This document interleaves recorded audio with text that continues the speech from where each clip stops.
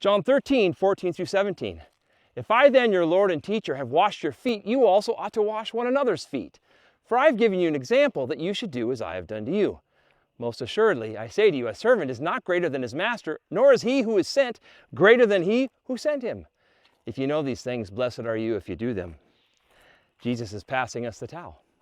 In fact, in verse 14, the phrase also ought to is the Greek word for owing a debt.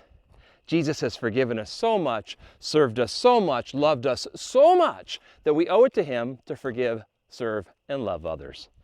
In the parable found in Matthew 18, Jesus said, "Should you not also have had compassion on your fellow servant, just as I had pity on you?" Now, some try to fulfill these scriptures with a ceremonial foot washing, but Jesus wasn't referring to a ceremony. He was talking about a lifestyle. None of his followers will be great in his kingdom if they refuse to serve others. Whoever of you desires to be first shall be slave of all. That's the heart of Christ and of his ministry, and must be the heart of his followers. Whenever you see your neighbor's dirty feet, you now have an opportunity to acknowledge how much Jesus has loved and washed your own life. So don't plug your nose. Let Jesus pass you the towel and then pour some grace and forgiveness on your neighbor. That way they will know how much you have been forgiven, for he who has been forgiven much loves much.